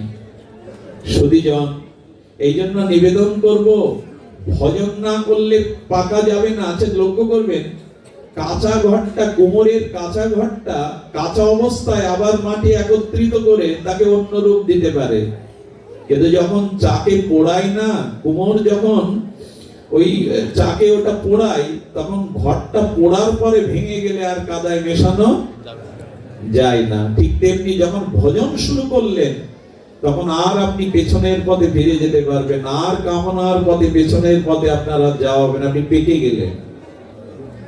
সেই পাকা ভাবটা আসছে তো 15 দিন ভাগবত দিয়ে, 24 প্রহর নামযজ্ঞ দিয়ে হচ্ছে তো সেটা মানব সমাজে। যদি না হয় তো জানবেন সব ফাঁকি রয়ে গেছে, কাজের কাজ হয়নি। সুধীবৃন্দ, এই জন্য শুদ্ধ ভক্ত সঙ্গ করুন, শাস্ত্রের প্রতি শ্রদ্ধা আনুন, প্রসন্ন উজ্জ্বল চেতসাম।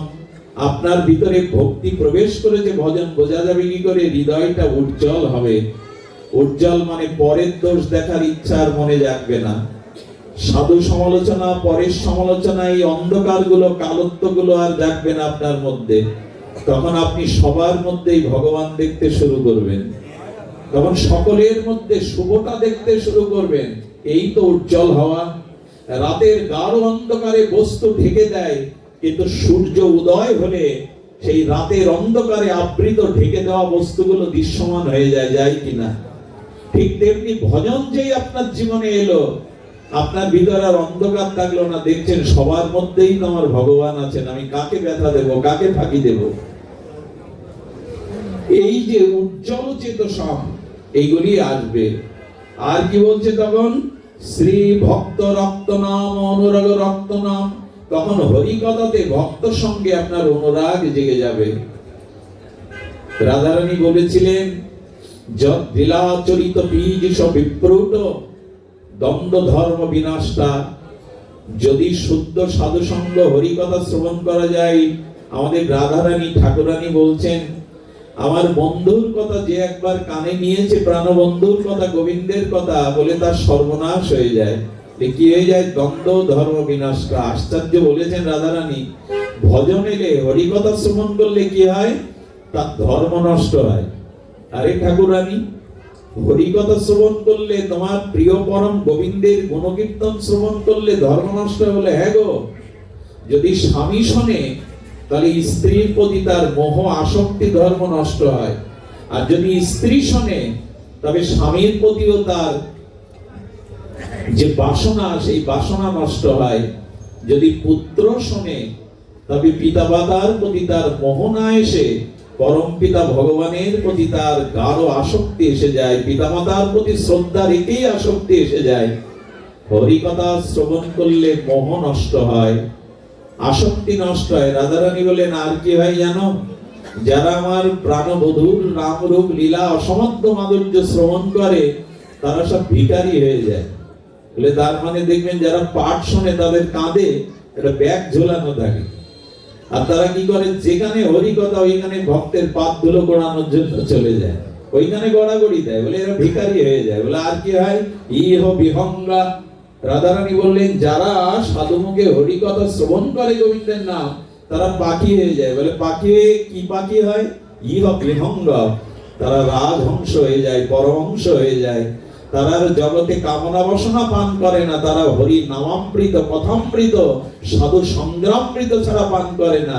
বলে তারা পান না হলে কোথায় যায়? বলে বৃন্দাবনে, নবদ্বীপে, আর যেখানে যেখানে সাধুগণ মিলিত হয়ে হরি কথা, ওখানেই তারা উড়ে উড়ে যায়। তারা আর ঘরে থাকে না, তারা দাঁড়াতে পারে না, তারা উড়ে উড়ে সেখানেই চলে যায়। এই জন্য হরি কথা ভজন আপনার জীবনে এলো, আর সঙ্গে সঙ্গে আপনার জীবনে কি এলো? যখনই এলো তখনই আপনার জীবনে এই ভজন ক্রিয়ার দ্বারা অনর্থ গুলো চলে গেল, আপনি ভজন পদে চললেন। আমি দ্রুতই বিশ্রামের দিকে যাই। অনর্থ নিবৃত্তির পরে নিষ্ঠা এলো, রুচি এলো, আসক্তি এলো, এরপর ভাব। এই ভাবটা অষ্টম মাইলস্টোন। এটা বলেই একটু ভক্তির কথা বলেই বিশ্রাম। 8 নাম্বার মাইলস্টোন কোনটা? ভাব। ভাব কাকে বলে? একটু লক্ষ্য করুন। আমি এটি একটু শ্রবণের জন্য শেষ দিকে এসেছি, তো আমরা লক্ষ্যে পৌঁছানোর মাইলস্টোনের 9টার মধ্যে 8টায় পৌঁছেছি, বাকিগুলো রেখে। কারণ আমরা আসক্তিটা, নিষ্ঠাটা, রুচিটা বলতে পারিনি। এটা এক এক দিনের বিষয়, এক একটা বিষয়। আমরা একটু জানি যে ভাব কাকে বলে। আচ্ছা, লক্ষ্য করবেন, পূর্ব দিগন্তে উদিত সূর্যের 1 ঘন্টা 36 মিনিট পূর্বে, যাকে ব্রাহ্ম মুহূর্ত বলে, অনেকেই ব্রহ্ম মুহূর্ত বলে, কিন্তু শব্দটা হলো ব্রাহ্ম মুহূর্ত। এই ব্রাহ্ম মুহূর্তে দেখবেন পূর্ব দিগন্তটা আলোয় ভরে যায়, যায় কিনা? অবশ্যই এখন এটা আমরা বলতে পারবো না, এখন ভরে ওঠার অভ্যাসটা মানুষ হারিয়ে ফেলেছে। আগেকার দিনে সূর্য উদয়ের আগে নিদ্রা ভাঙাই বিধি ছিল, এটাই স্বাভাবিক ছিল। কিন্তু এখন কি হয়েছে জানেন? যুগের পরিবর্তনে এখন যদি কেউ ভোর 4টায় ওঠে, মানুষ বিস্ময় ভাবে তাকে প্রশ্ন করে, তোমার বাড়িতে কোনো রোগ শোক বিপদ হয়েছে নাকি? এখন ভোরে ওঠাটাই মানুষ বিপরীত মনে করে।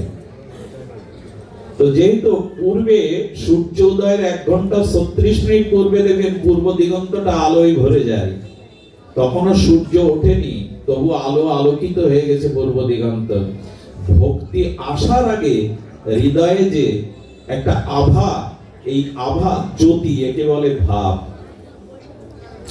প্রেম এখনো আসেনি, ভক্তি এখনো পুরোপুরি উদয় হয়নি, কিন্তু ভক্তি উদয়ের আগের লক্ষণ হলো ভাব। আর সেই ভাবটা কেমন জানেন? সেই ভাবের কথা বলতে গিয়ে বলতে হয়, ভগবান কিন্তু আপনার কর্ম দেখে না, আপনি কি করছেন বাইরে দেখে না, ভাবগ্রাহী জনার্দন আপনার ভাবই দেখে। ভগবান সবসময় আপনার ভাবই দেখে। কেমন জানেন? যদি আপনাদের চিরচেনা এই তত্ত্বটি, দুর্যোধন কৃষ্ণকে নিজের সমর্থনে আনবে বলে আর তোরণ নির্মাণ করেছিলেন। এখন যেমন মন্ত্রী মহোদয়রা আসলে অনেকগুলো গেট তোরণ নির্মাণ করে, দুর্যোধন তোরণ নির্মাণ করে ভাড়াটিয়া আর ব্রাহ্মণদের লেগেছে, তোমাদের টাকা দেব, কৃষ্ণ আসলে ফুল ছড়াবে আর বলবে বাসুদেবাই নমঃ মাধবাই নমঃ, যাতে কৃষ্ণ খুশি হয়। এখন যেই ভগবান কৃষ্ণ রথ থেকে নেমেছেন, সঙ্গে সঙ্গে কানে আঙুল দিয়েছেন, কারণ ভগবান বাইরের ক্রিয়া দেখে না, ভাবগ্রাহী তিনি, হৃদয়ের ভাব দেখেন। সুধীমণ্ডলী, ভগবান কিন্তু ভাব দেখবে। আপনি যদি কাউকে অপমান করেন, ওই ভাবটা ফিরে এসে অতি দ্রুতই অপমানের সম্মুখীন হবেন আপনি। আপনি যদি অকারণে কারো চোখের জল ফেলাবার কারণ হয়ে যান, খুব দ্রুত ওই কারণটা আপনার কাছে আসবে, আপনাকেও কাঁদতে হবে।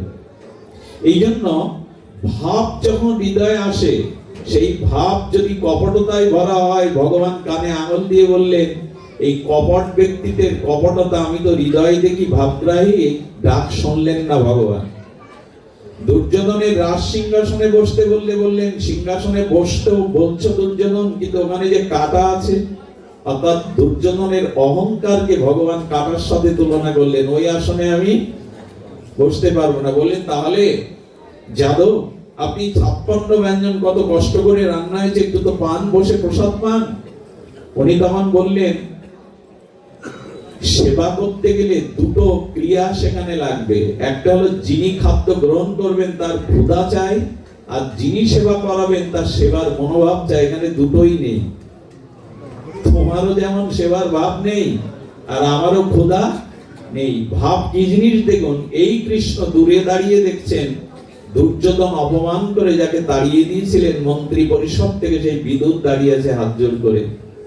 আর বিদুর মনে মনে সকাল থেকে তার স্ত্রীকে বলছেন, ওগো, আজকে আমাদের প্রাণের দেবতা ভগবান আসছেন হস্তিনাপুরে, কিন্তু আমি তো পুরে ঘরে থাকি, আমার ঘরে কি তিনি আসবেন?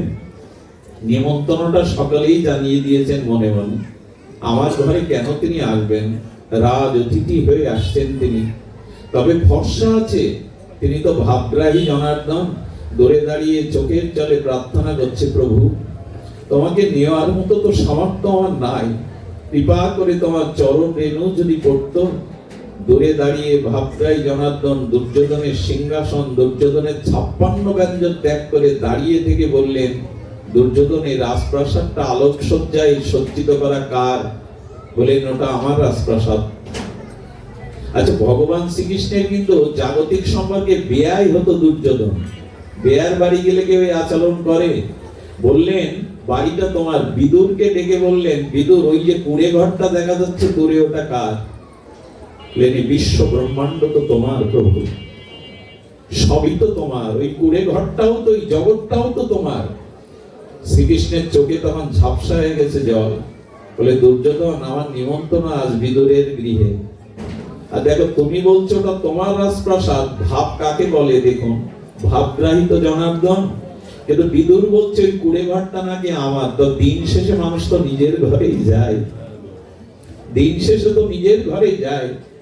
ভগবান যখন চলেছেন আনন্দে বিদুর বাজারে গেছে, একটু নবনীত ছানা একটু ক্ষীর কিনতে যাবে, এই পরিসরে বিদুরের বাড়ি গিয়ে ভাবগ্রাহী ভগবান 20 বার উচ্চারণ করেছিলেন, বিদুরানী বড় ক্ষুধা লেগেছে, দাও না কিছু খেতে।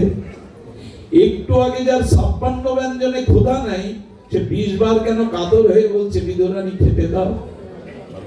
সকাল থেকে বিদুরানী চোখের জলে পদ ভিজিয়েছে, হে যাদব, হে প্রাণধন, তুমি কি আসবে কুড়ে ঘরে?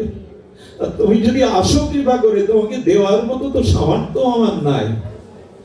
এই যে ভক্তের ভাব, এই ভাবগ্রাহী জনার্দন রাজভোগ 56 ব্যঞ্জন, রাজ সিংহাসন, রাজপ্রাসাদ ত্যাগ করে কুড়ে ঘরে গিয়ে 20 বার বলেছে আমাকে খেতে দাও বিদুরানী। আচ্ছা, ব্রজবাসীদের দুয়ারে গেলে গোবিন্দ ননি চুরি করতো কেন জানেন? ক্ষুধা পেত। কারণ প্রেম যার হৃদয়ে, তাকে দেখলে ভগবানের ক্ষুধা লেগে যায়।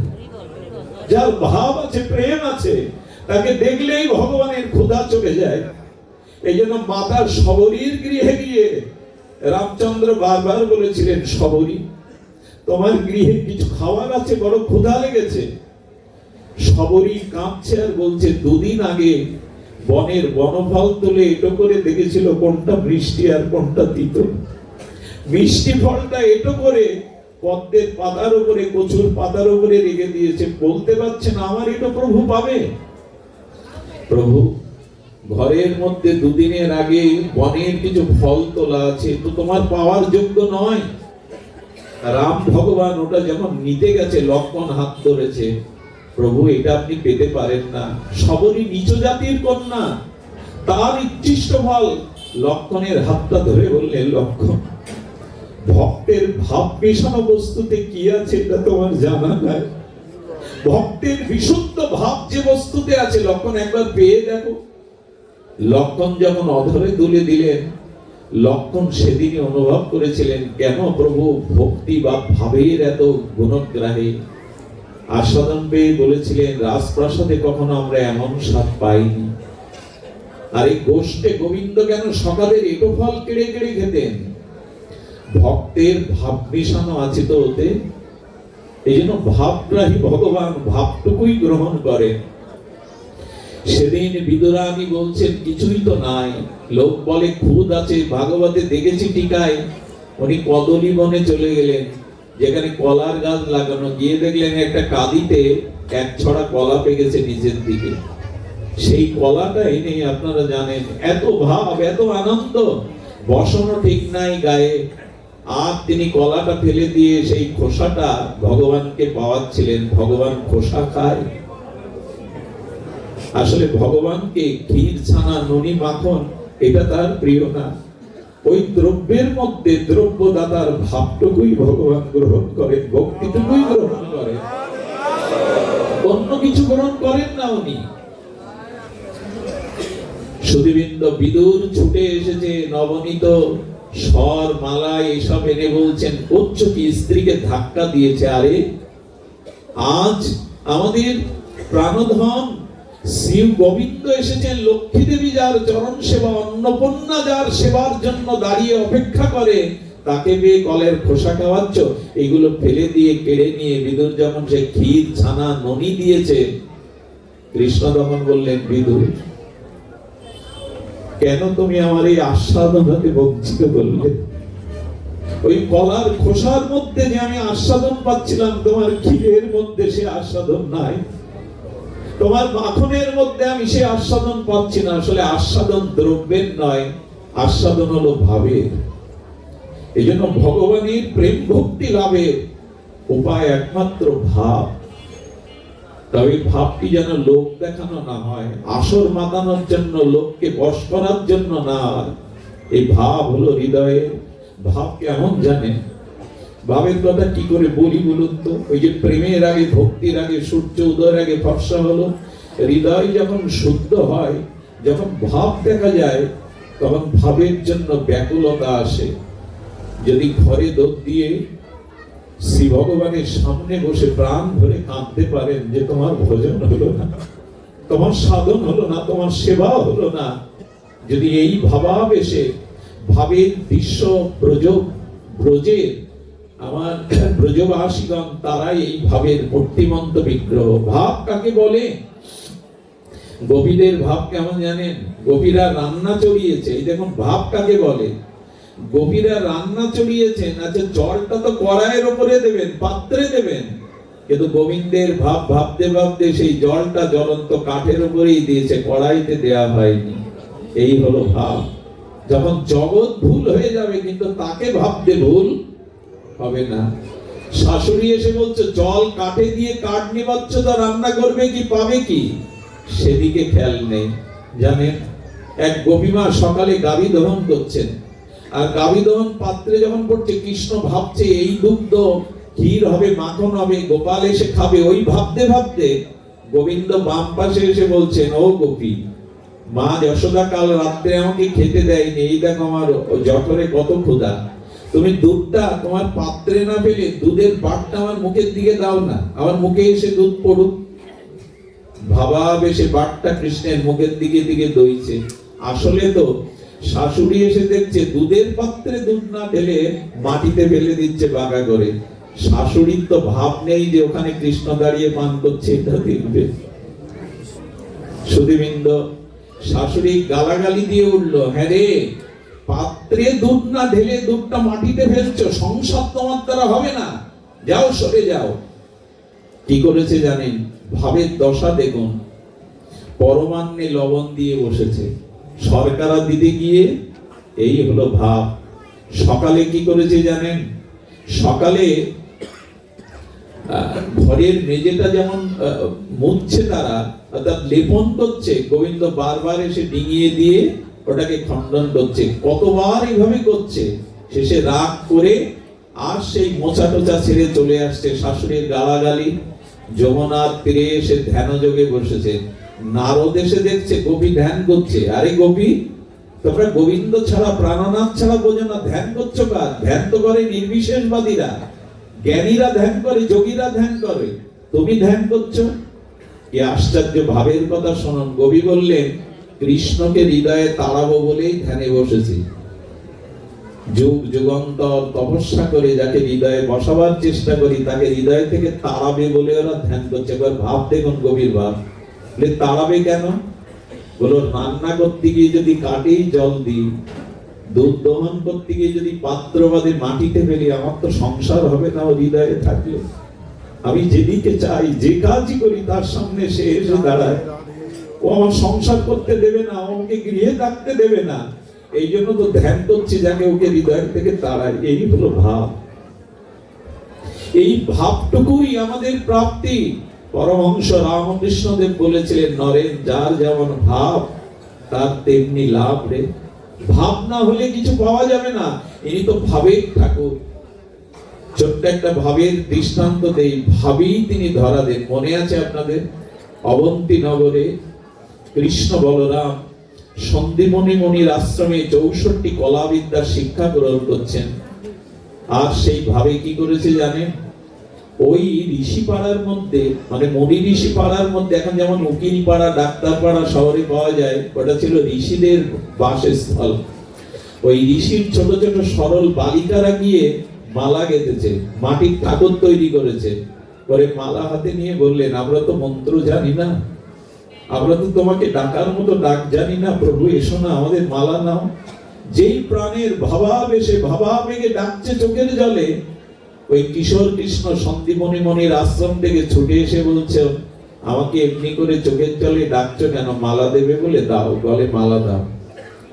ঋষি বালিকারা জানেন ও আমাদের কানাই, গুরুদেবের শিষ্য, ভগবান না।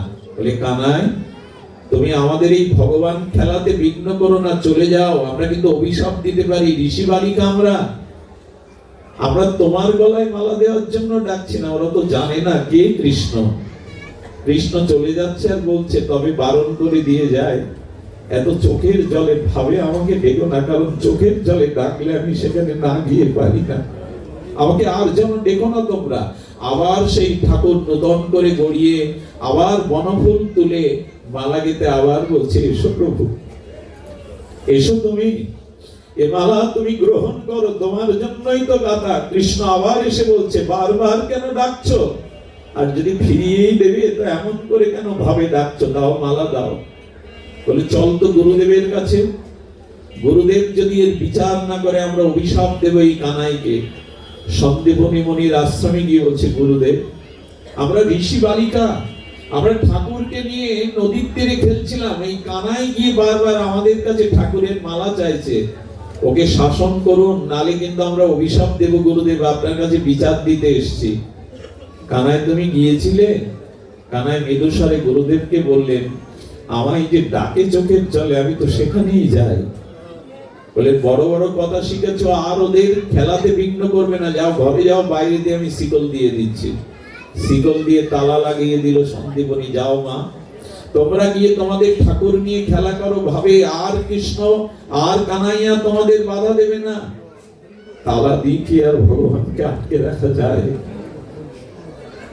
তালা দিয়ে শিকল দিয়ে কি ভক্তির ভাবনাকে আটকে রাখা যায়?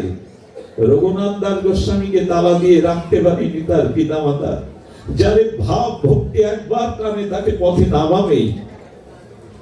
সুধীবৃন্দ, ঋষি বালিকারা আবার শুরু করেছে, আবার তাদের প্রাণের সরল আহ্বানে ভগবানকে আহ্বান করছে, এসো প্রভু।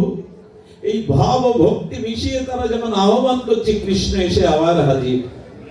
তারা ক্রোধান্বিত হয়ে ছুটে গিয়ে বলছে, গুরুদেব এবার তোমার কানাইকে আমরা অভিশাপ দেব, বারবার কেন আমাদের বিঘ্ন করছে। দরজা খুলে গুরুদেব দেখে কানাই ভেতরে দাঁড়িয়ে। বলেন, মা আমি এইখানেই প্রহরী হয়েছিলাম, কানাই তো কোথাও যায়নি। বলেন, আমরা মিথ্যা বলতে শিখিনি গুরুদেব, ও তো আমাদের কাছে গিয়ে বারবার মালা চাইছে, এবারও গিয়েছে।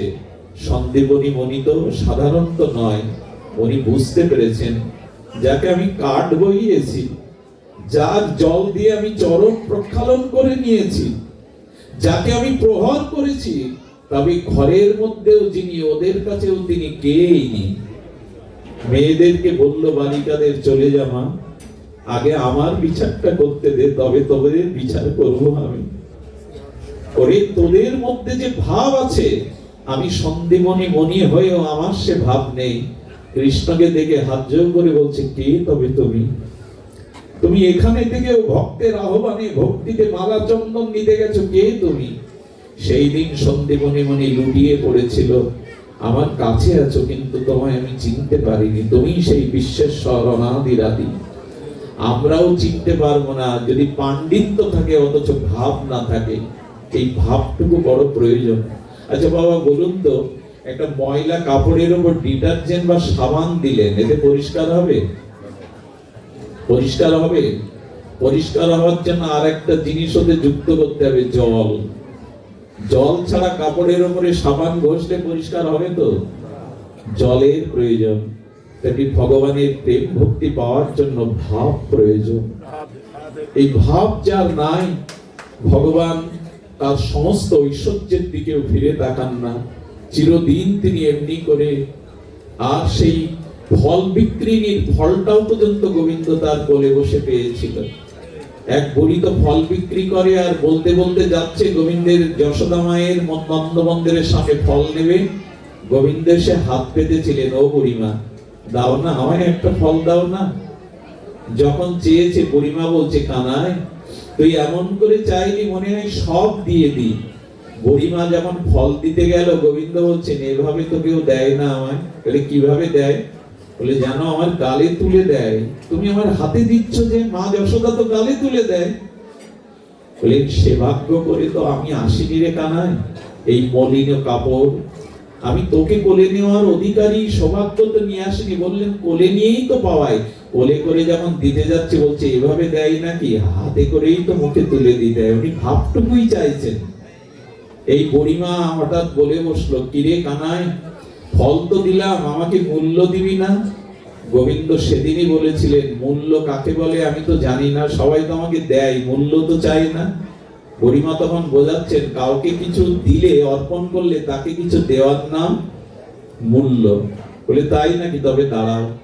দুটো ধান এনে হাতের মুঠোয় ধরেছে, তবু বাল্যলীলায় হাতের 500 বাদান দিয়ে, অঙ্গুলের 500 বাদান দিয়ে ধান পড়ে গেছে, কটাই বার হাতে লেগেছিল, 2-4টে বুড়ির ঝুড়িতে দিয়ে দিয়েছে।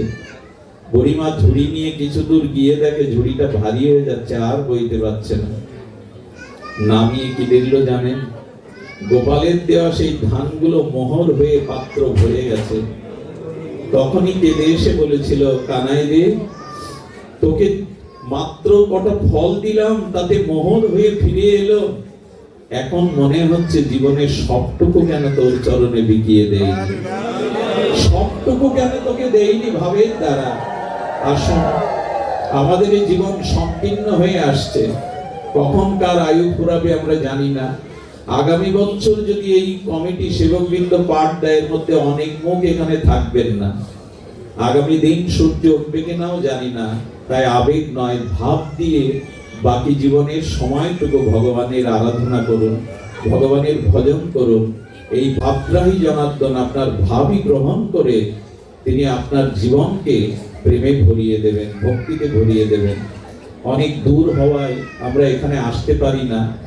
আমাদের অঞ্চলের লোকনাথ সম্প্রদায়ের আমাদের দাদাজি অসীম দাদা বারবার বলেছিলেন, দাদা একবার আসুন। তো আপনাদের চরণধুলি মাখবার সৌভাগ্য হয়েছে। আপনাদের এই প্রসন্ন কৃপা আমার শিরের প্রতি আপনারা আপনাদের পায়ের ধুলো বাতাসে উড়িয়ে দিয়ে কৃপা করবেন, যেন আপনাদের মতো শুদ্ধ সাধু সঙ্গ প্রাপ্ত হতে পারি। আজকের মতো হরি কথা এখানেই বিশ্রাম। শ্রী গুরু প্রেমানন্দে গুরু সুধীজন। আমাদের ধনঞ্জয় কৃষ্ণ দাসের রাধা মন্দির